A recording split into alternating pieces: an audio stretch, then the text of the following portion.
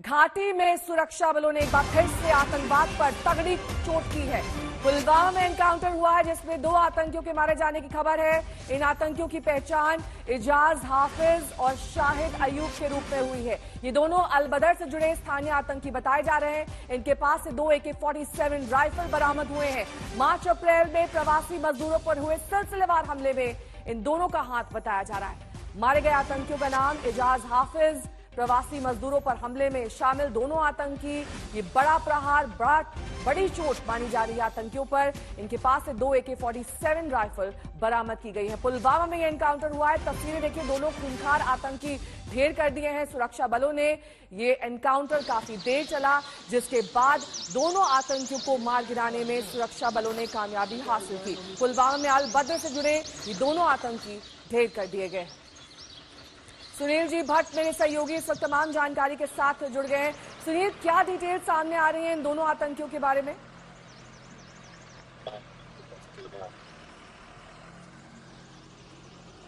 सुनील से हम बातचीत करेंगे, हमारे साथ जुड़ेंगे अब से कुछ ही देर बाद, लेकिन इस बीच तस्वीरें अपने आप में बयां करें कि बीते कई दिनों से हमने देखा है कि एनकाउंटर किए जा रहे हैं, आतंकियों पर प्रहार किया जा रहा है। सुनील जुड़ गए हैं। सुनील, क्या डिटेल्स मिल रही है आतंकियों के बारे में?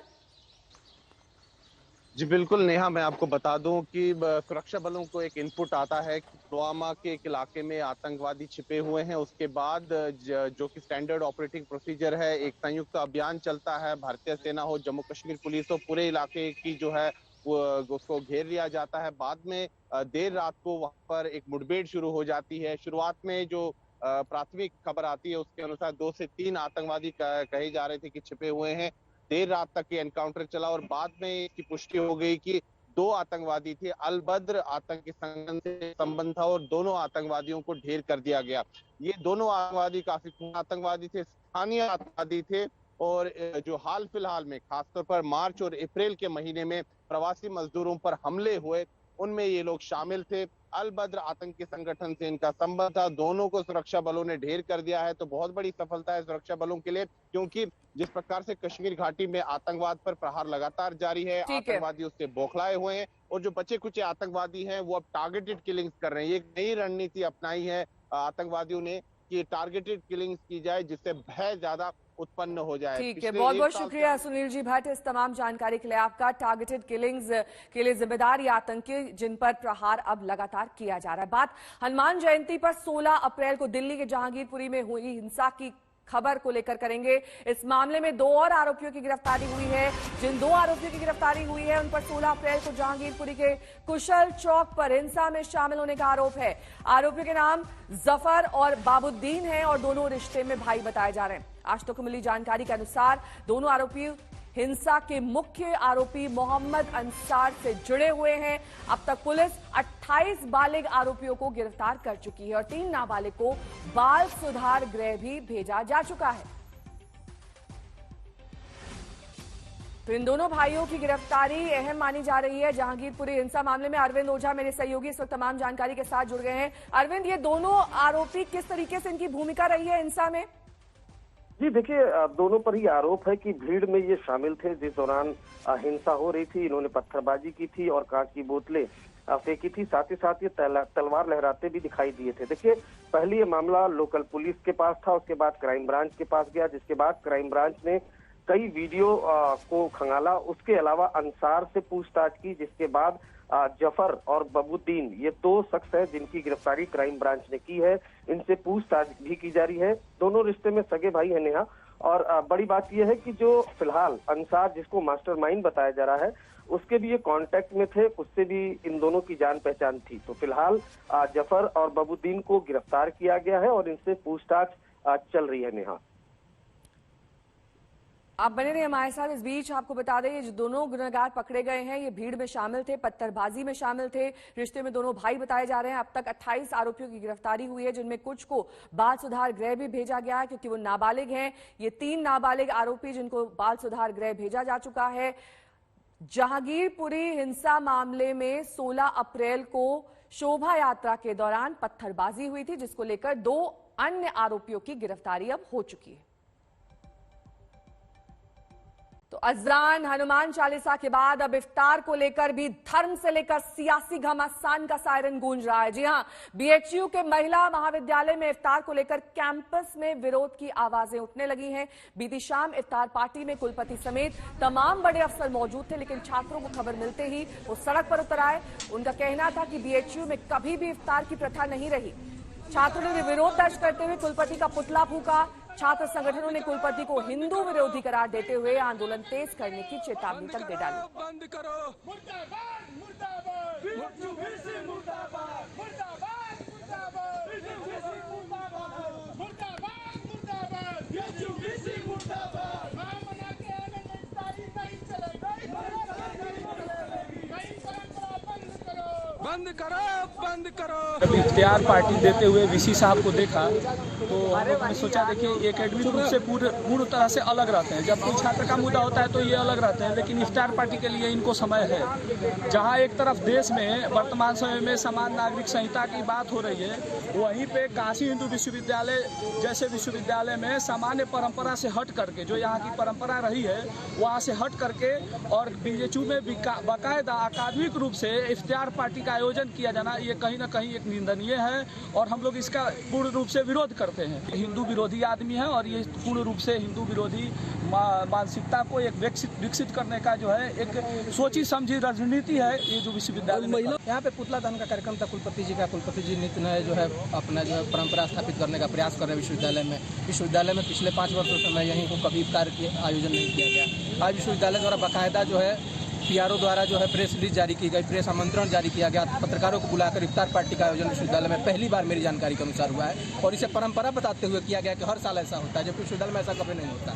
ये बहुत कुत्सित प्रयास है विश्वविद्यालय प्रशासन का कि इसको जो है एक गलत रंग देकर मजहबी रंग देने का प्रयास किया जा रहा है। बहुत गंदा प्रयास है विश्वविद्यालय प्रशासन द्वारा। यह तुष्टिकरण की कार्रवाई है सही मायनों में कहा जाए तो।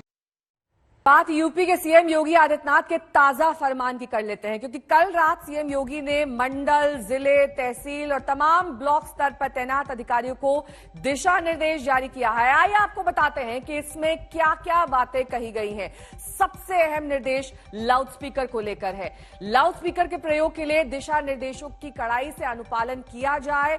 अनावश्यक रूप से लगाए गए लाउडस्पीकर को उतार कर तत्काल हटाया जाए।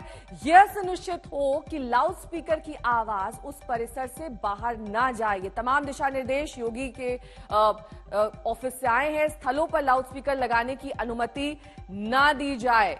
यानी कि दूसरा अहम निर्देश फील्ड में अफसरों के रात्रि विश्राम को लेकर भी दिया गया है। निर्देश में यह साफ तौर पर कहा गया है कि ग्राम विकास अधिकारी, बीडीओ, तहसीलदार, एसडीएम, सीओ, ये तमाम अधिकारी अपने क्षेत्र में रहें, वहां पर ड्यूटी करें और साथ ही रात्रि विश्राम करें। अगर उनके पास सरकारी आवास है तो वहां रहें, नहीं तो किराए पर आवास ले लें, लेकिन रात्रि में अपने क्षेत्र में ही नहीं रहना है। इस व्यवस्था का कड़ाई से अनुपालन सुनिश्चित कराया जाए, क्योंकि अधिकारी फील्ड का नियमित भ्रमण करते हुए क्षेत्र में रात्रि निवास करना है उन्हें। रेंज और जोन स्तर के अधिकारी अलग अलग जिलों में रात्रि विश्राम करते हुए स्थानीय समस्याओं, सभाओं और जानकारी को आवश्यक तरीके से कार्रवाई में लाएं। इसी तरह से जिलाधिकारी, पुलिस कप्तान महीने में कम से कम एक बार अलग अलग तहसील सर्कल में बारी बारी से रात्रि विश्राम उन्हें करना है।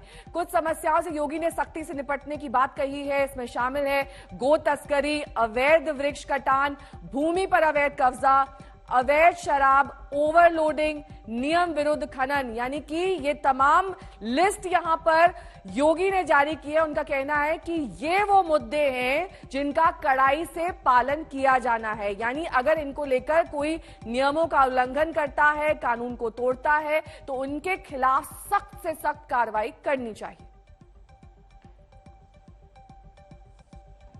ये तस्वीरें हम आपको दिखा रहे हैं जब चाहे मस्जिद हो, मंदिर हो, गुरुद्वारा हो, वहां पर लाउडस्पीकर हटाए गए। लगभग 4000 से ज्यादा लाउडस्पीकर जिन्हें हटाया गया। कुछ लाउडस्पीकर ऐसे जिनकी वॉल्यूम कम कर दी गई और ये कहा गया कि इसकी ध्वनि परिसर से बाहर न जाने पाए। अगर ऐसा पाया जाता है तो सख्ती से काम लिया जाएगा। ये तमाम दिशा निर्देश उत्तर प्रदेश के सीएम योगी आदित्यनाथ की तरफ से आए हैं। उनका कहना है कि लाउडस्पीकर को लेकर अब जरा भी कोताही नहीं बरती जाएगी। अलग अलग जिलों, अलग अलग क्षेत्रों के अधिकारियों से कहा गया है कि वो अपने क्षेत्र में ही विश्राम करें, ताकि अगर कोई गड़बड़ी की स्थिति पैदा हो तो वहां पर उपस्थित हो। इसके लिए वहां पर सरकारी आवास की व्यवस्था कर लें, नहीं तो वहां पर गेस्ट हाउस ले लें।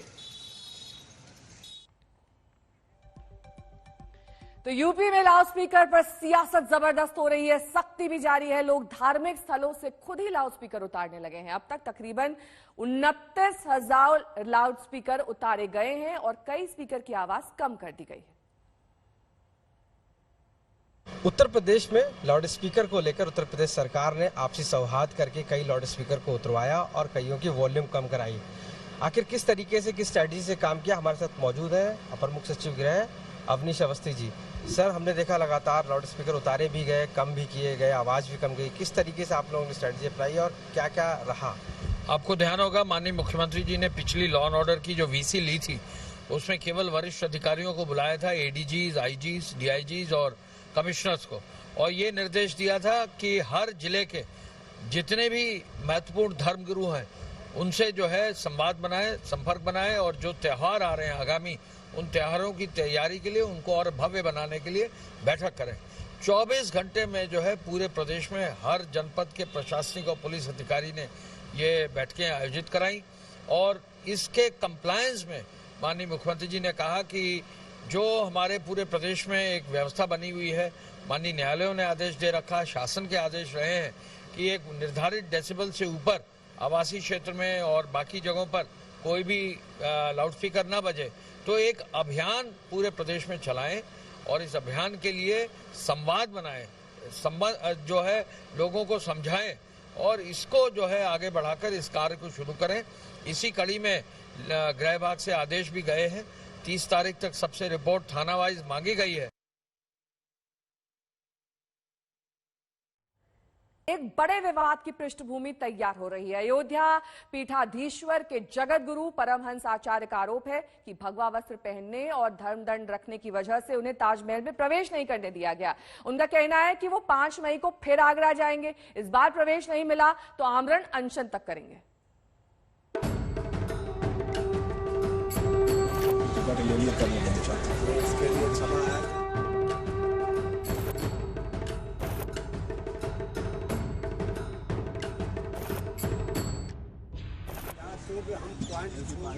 ताजमहल परिसर में रिक्शे पर बैठे हुए हैं अयोध्या तपस्वी छावनी से जुड़े संत परमहंस। ये पहुंचा तब जब एक घंटा हम लोग खड़े होकर टिकट ले लिए तब वो पहुंचा।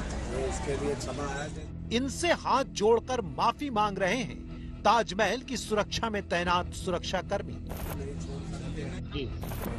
बाबा जी के गुस्से की वजह है धर्म दंड के साथ ताजमहल देखने की इजाजत न मिलना।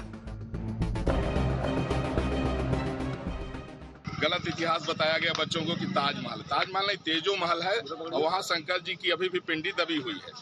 तो हमें, चूंकि मैं भगवा पहना हूँ, तो यहाँ के जो पुलिस प्रशासन मिलिट्री वाले लोग थे वो बोले भगवा को अंदर नहीं जाने देंगे, अब आप ब्रह्मदंड लिए हैं, यहाँ सिर्फ टोपी वालों को अलाउ है। तो मजहब विशेष के लोगों को ज्यादा यहाँ महत्व दिया जाता है, दुर्भाग्य है। बाबा परमहंस जी कुछ देर सुरक्षा बलों से बहस मुबाहिसा करते रहे, लेकिन जब धर्मदंड के साथ एंट्री नहीं मिली तो वो अयोध्या लौट गए और वहां पहुंचकर उनके तेवर और कलेवर बदल गए। प्रशासन भी भगवा का मजाक बना रहा था और वहाँ सुरक्षा कर्मियों ने कहा कि आप ये भगवा पहन के और ये ब्रह्मदंड लेकर के आप अंदर नहीं जा सकते हैं। और इसके बाद जो है, जो हमारे साथ के लोगों ने वो फोटो खींचा और एक उनका एविडेंस बात करते हुए बनाया, तो उसको उन्होंने सख्ती से लेकर के डिलीट भी कर दिया। और इसके बाद जब नहीं जाने दिए तो हम वापस चले आए। लेकिन भगवा का जो अपमान किया गया, इससे मैं बड़ा आहत हूं और इसके बाद मैं अयोध्या चले आया हूं। हालांकि बाबा जी के पास सम्मान के साथ ताजमहल, जिसे वो शिव मंदिर मान दर्शन करना चाहते हैं, में आज जाने का न्योता मिल गया है। लेकिन देखा जा रहा है कि वहाँ के जो पुरातत्व विभाग के चीफ आर के पटेल हैं, उन्होंने मुझसे क्षमा मांगा है। उन्होंने इनवाइट किया है कि गुरुजी आप आइए, अगर वह लोहे का नहीं है तो आप अंदर जा सकते हैं। उन्होंने कहा मैं खुद विजिट कराऊंगा, लेकिन बाद में उन्होंने ये भी कहा कि मैं इसमें आगे जानकारी करूंगा। वैसे अब बाबा जी ने धमकी भी चुन ली है। 5 मई को हम वहां पहुंचेंगे, आगरा ताजमहल।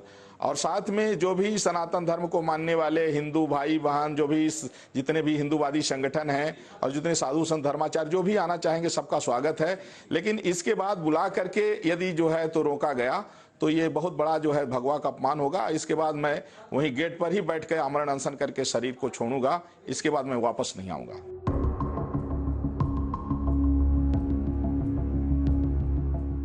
परमहंस जी तो अयोध्या पहुंच गए, लेकिन आगरा में उनके जाने के बाद 2 घटनाएं हुई। हिंदू संतों का अपमान नहीं सहेगा हिंदुस्तान।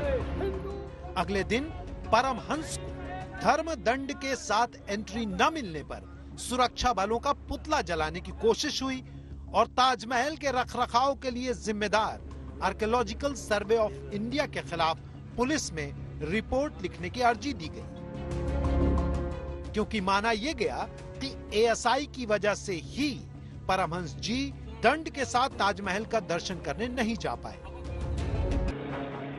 दूसरी घटना यह हुई कि कोई गोविंद पराशर बाबा ताजमहल में धर्म दंड के साथ प्रकट हुए, जिनका दावा था कि उन्हें परमहंस जी को धर्म दंड के साथ एंट्री न मिलने की जानकारी नहीं है। फिर भी पुलिस वाले उन्हें सरकारी मेहमान की तरह ताजमहल घुमाते रहे। वैसे तो ताजमहल को तेजो महालय का शिव का हिंदू मंदिर बताने वाला दावा पुराना है, लेकिन जब देश में हनुमान चालीसा, धर्म संसद और लाउड स्पीकर का विवाद गर्म है, तो इस विवाद की 5 मई वाली चेतावनी को गंभीरता से देखना चाहिए। अयोध्या से बनबीर के साथ अरविंद शर्मा, आगरा आज तक। बात रूस यूक्रेन जंग की। जंग का 64वां दिन है। जंग में कल क्या एक्शन हुआ, आइए आपको दिखाते हैं।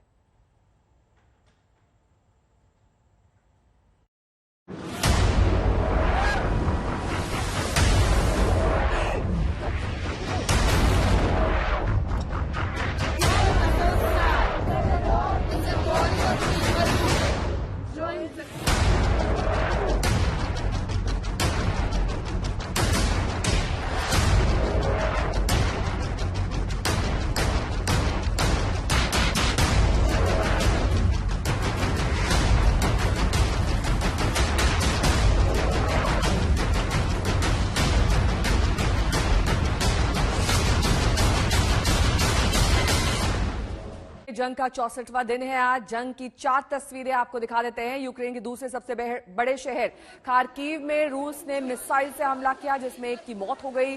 उधर खेरसन में रूसी जवानों के खिलाफ प्रदर्शन हुआ है। प्रदर्शनकारियों पर रूसी जवानों ने आंसू गैस के गोले दागे। कीव में बूचा नरसंहार के खिलाफ प्रदर्शन किया गया। प्रदर्शन के दौरान लोग नरसंहार पर भावुक दिखाई दिए।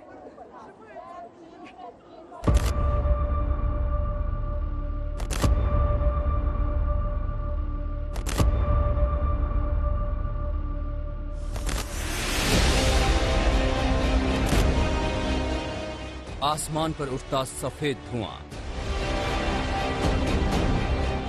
आग बुझाने की कोशिश करते दमकल कर्मी, रोती बिलखती महिला। ये यूक्रेन के दूसरे सबसे बड़े शहर खार्किव की तस्वीर है। जंग 64वें दिन में प्रवेश कर गया है, लेकिन खार्किव की किस्मत बदली नहीं है। रूस ने एक बार फिर खार्किव पर मिसाइल हमला किया है, जिसमें एक शख्स के मारे जाने की खबर है। जब हमला हुआ तो खार्किव में रहने वाली तेतयाना मौके पर मौजूद थी। सुनिए हमले की कहानी चश्मदीद तेतयाना की जुबानी।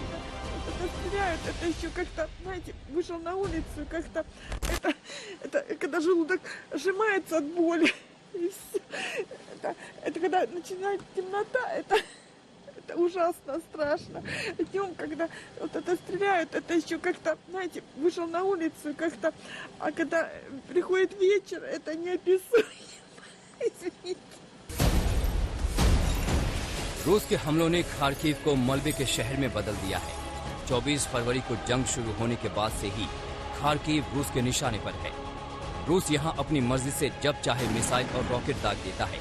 तस्वीरें देखिए, यूक्रेनी आपात सेवा के लोग खार्किव की सड़कों पर बिखरे विस्फोटक चुन रहे हैं।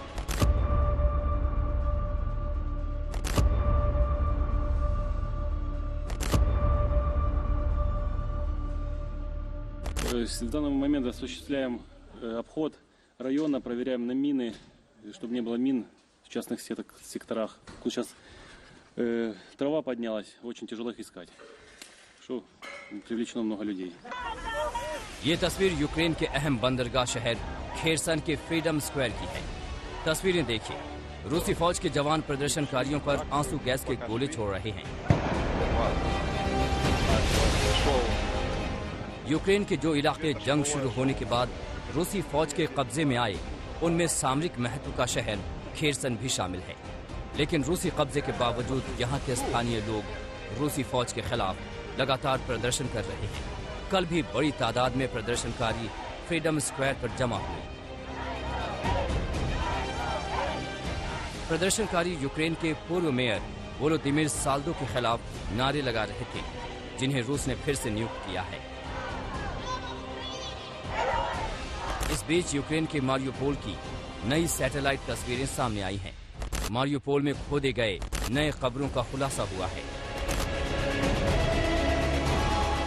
आज तक ब्यूरो।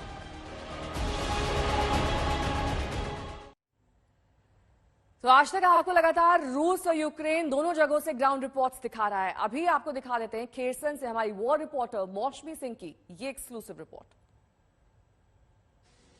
मानवीय कॉरिडोर फेल होने के चलते कुछ इस तरह से तमाम नागरिक भाग भाग कर अपने गांव से आ रहे हैं। कोई पैदल चल रहा है तो कोई साइकिल का सहारा लेके आ रहा है और लगातार जैसे ही वो भागते हैं तो गोलियों की बरसात बौछार जो है वो उनके पीछे होती है। यहाँ पे आप देखिए कि ऐसे ही एक गांव से लगभग 4 से 8 किलोमीटर तक ये बड़े बुजुर्ग बच्चे चल के आए हैं और फिर उसके बाद जब वो यूक्रेनी तरफ पहुंचते हैं तो यहाँ पे एक ये पॉइंट बनाया गया है खेरसन के इलाके में, जो बाहरी इलाका है जो उनको लेके जाता है। आप देखिए कि किस तरह से कपड़े और उनकी जो हालत है, पीठ झुकी हुई है, हाथ कांप रहे हैं, भूखे प्यासे लगभग इतने दिनों तक ये लोग ये झेल रहे हैं आतंक। लगभग 24 मार्च से इस इलाके में रूसी कब्जा था और ज्यादातर इसमें आप देखिए तो बच्चे हैं। यहाँ पे आप देखें तो माएँ बच्चे अपने फैमिली को लेके आई हैं, छोटे छोटे बच्चे। इस तरह से हमने बात की थी अल्बीना से, जो कि आपको पीछे नजर आ रही हैं।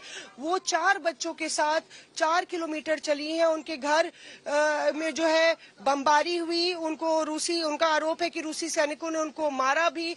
और कल जब क्योंकि उनको शक था कि ये इन्फॉर्मर बन गई हैं और यहाँ पे पूरे 4 बच्चों के साथ 1, 2, 3, 4 बच्चों के साथ वो यहाँ पे पहुंची हैं। जाहिर तौर पे उनको लगता है कि एक नर्क से वो बाहर निकल के आई हैं। आप बच्चों की भी हालत देखिए तो बहुत ही दयनीय दशा है और यही सच्चाई है। एक जितनी बार वार्ता विफल होती है, जितनी लंबी ये लड़ाई चलेगी, उतना ही जो जख्म यहाँ के इंसानों पर लगातार बढ़ता जा रहा है। कैमरा पर्सन परमिंदर शर्मा के साथ मौसमी सिंह, खेरसन आज तक। वहीं यूक्रेन की राजधानी कीव में मारियोपोल के हालात को लेकर जबरदस्त प्रदर्शन किया गया। प्रदर्शनकारी सेव मारियोपोल और सेव आज़ोवास्ताल के नारे लगाते दिखाई दिए। आज़ोवास्ताल स्टील प्लांट मारियोपोल में यूक्रेन का अंतिम गढ़ है, जहां यूक्रेनी फौज के साथ करीब 1000 नागरिक रहते हैं। रूसी फौज ने आज़ोवास्ताल प्लांट के चारों तरफ से घेर रखा है। प्रदर्शनकारियों में अजोव ब्रिगेड के जवानों की पत्नियां भी शामिल हुई, जिन्होंने अपने चेहरे पर खून की तरह लाल रंग लगा रखा था। प्रदर्शन के दौरान कई महिलाएं रोती बिलखती दिखाई दी।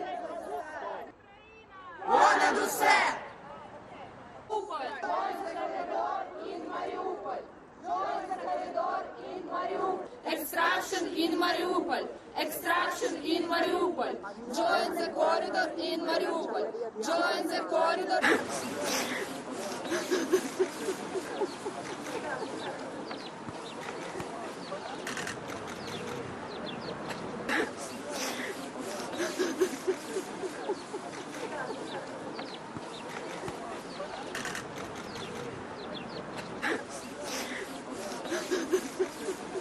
यूक्रेन में जंग के दर्द से छटपटा रहा है और यूक्रेनी राष्ट्रपति लगातार रूस पर आरोपों की बौछार कर रहे हैं।